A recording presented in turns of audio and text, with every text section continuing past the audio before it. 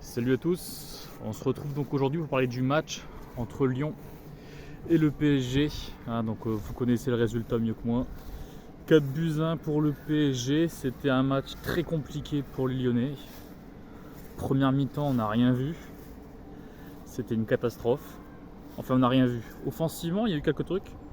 Mais défensivement, en première mi-temps, c'était calamiteux. Je pense que c'est le terme, calamiteux. C'est-à-dire qu'il y avait une perte de balle, but derrière du PSG. Forcément, quand une équipe en face, ils ont Mbappé et Dembélé, forcément c'est compliqué. Donc là aujourd'hui on va parler des notes des Lyonnais, parce que j'ai pas noté les Parisiens, je me suis pas forcément attardé au cas par cas concernant le PSG. Par contre je l'ai fait concernant Lyon, donc je vais vous faire ça, les notes. Donc pour commencer par le premier, Lopez. Il n'y aura pas une bonne note Lopez, forcément. Il n'a pas fait d'arrêt difficile à faire. Tout ce qu'il a fait, c'était quand même assez simple. Les arrêts difficiles, il ne les a pas fait. Ça a été passé dans le but. Donc pour Lopez, je vais lui mettre la note de 4. Et encore, c'est un généreux 4. Honnêtement, vu sa performance, il aurait pu avoir un 3. On passe à Clinton Mata. Attendez, parce que hop.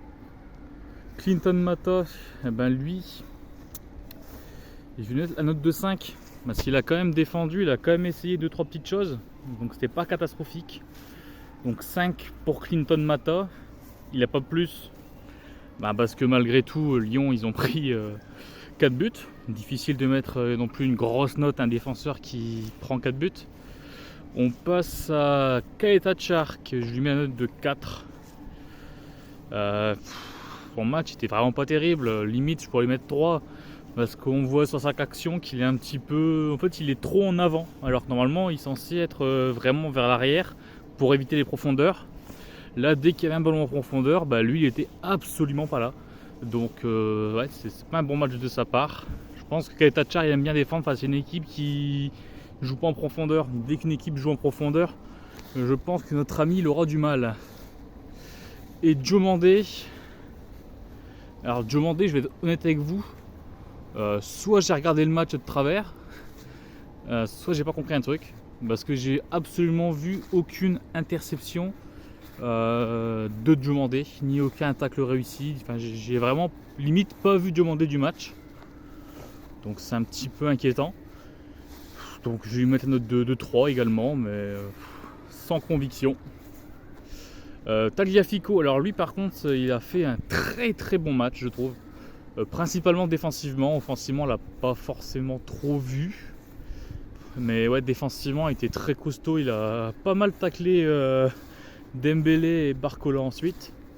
Donc pour le petit Tagliafico, je vais mettre la note de 6. Donc Tagliafico, c'est peut-être le premier match depuis une dizaine de matchs où on le voit enfin présent défensivement à ce point-là. Donc ça c'est vraiment très satisfaisant. Ensuite on passe au milieu de terrain. On va commencer par le dossier chaud du jour, Tolisso. Alors Tolisso, c'est... Ah, la sonnette du collège. Donc Tolisso, c'est particulier. Il est fautif sur le penalty au bout de 2 minutes. Il fait pas attention, il attaque pas son ballon, il fait pas attention, il fait faute. Bon, forcément il est coupable, il le sait. Donc il y a un penalty causé par lui. Et ensuite il transforme un penalty en fin de match. Allez, si on est généreux, on peut dire que ça fait un partout, même si c'est pas lui qui provoque le penalty qu'on a. Mais Tolisso, je suis un petit peu mitigé. Parce que Tolisso, en fait, défensivement, bon, c'est compliqué défensivement, il court pas beaucoup, donc défensivement c'est compliqué. Mais par contre, offensivement, il fait de très belles passes en profondeur, tout ça, il n'y a rien à dire, ça c'est magnifique.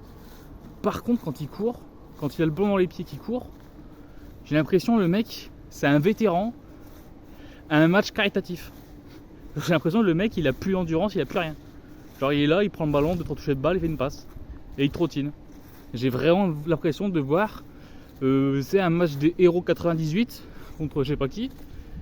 Quand les mecs ils sont rincés, juste ils jouent un petit peu pour s'amuser. J'ai l'impression que Tolisso il est là en touriste.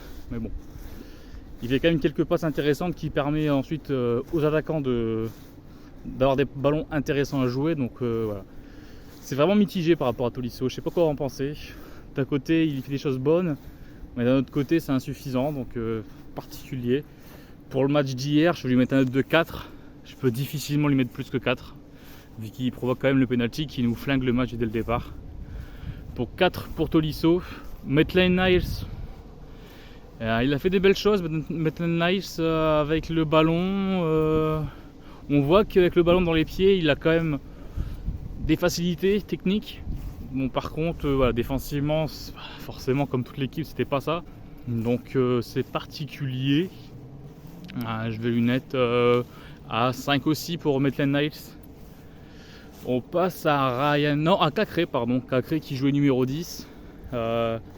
Cacré, c'est un match catastrophique parce que il n'a pas de puissance. Il n'a pas de puissance. Et sa taille, ça marche plus comme excuse. Parce que le PSG, ils ont Vitinha qui est petit.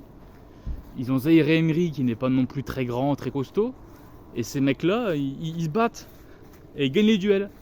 Cacré, non. Donc Cacré, ça commence un petit peu à me casser les couilles. Voilà.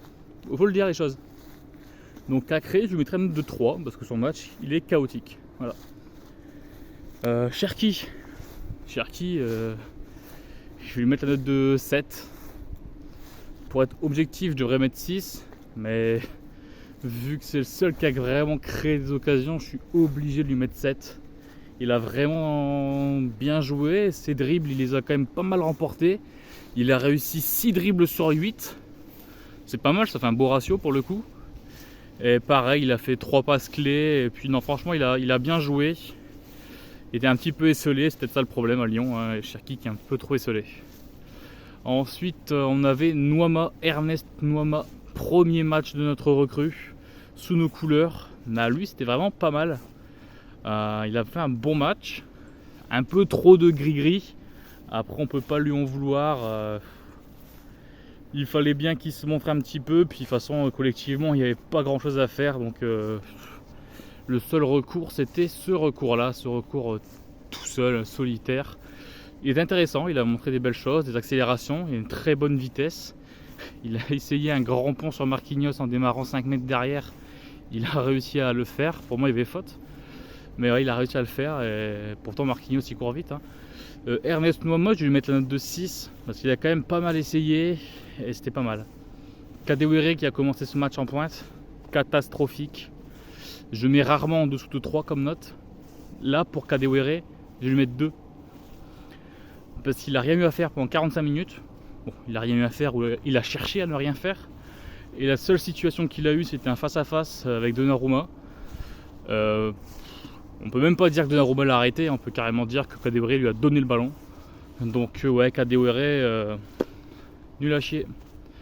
2 sur 10 pour lui.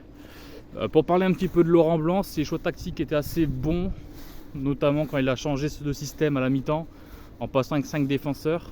Ça a pas mal aidé l'équipe à défendre. Moi je pense personnellement qu'il aurait dû commencer avec ce système de jeu. En conférence de presse vendredi, il avait justement parlé de l'éventualité de commencer avec 5 défenseurs, ou alors 3 défenseurs et 2 pistons, c'est la même chose. Je pense qu'il aurait dû faire ça, parce que là il y avait trop d'espace pour Mbappé Dembélé, et vous savez comme moi que Mbappé Dembélé, vouloir laisser des espaces, c'est fini quoi. Donc peut-être qu'on commence avec 5 défenseurs, en 5-2-3, on aurait peut-être pu essayer de limiter la casse, ou même de faire mieux. Parce que quand on regarde le match, on perd 4-1, mais ils ont fait 21 ou 22 tirs, 9 cadrés. On a fait 19 tirs, 8 cadrés. C'était serré en vrai quand on regarde les résultats comme ça, les statistiques. Mais bon, ça l'a pas fait. Bon, là on a 15 jours de repos.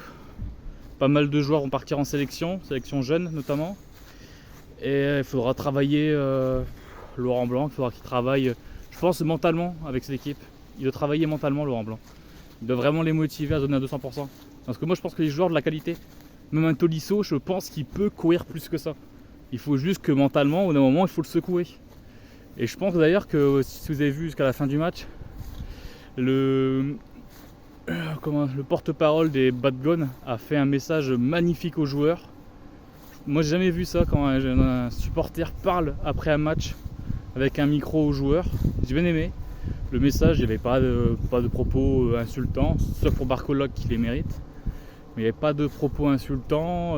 Franchement, il leur disait clairement réveillez-vous, on est là à vous supporter. On ne demande que ça de vous applaudir, chantez vos noms avec amour, tout ça. Et franchement, j'ai trouvé que c'était pas mal pour les motiver. J'espère que des joueurs comme Tolisso, Lopez, Lacazette, tout ça, Cherki, j'espère que ça va les motiver d'avoir entendu ça. Un petit peu le cri du cœur des supporters. Et ça, pour le savoir, ce sera dans 15 jours, à 21 h dimanche. Ce sera le dimanche 17, si je dis pas de bêtises, à 21 h. Ce sera donc face au Havre, à domicile. Là, j'espère qu'on va gagner. Et très honnêtement, j'espère qu'on va gagner avec la manière et avec beaucoup de buts au compteur. Alors je vous laisse là-dessus pour aujourd'hui. Je vous souhaite une bonne journée. Salut!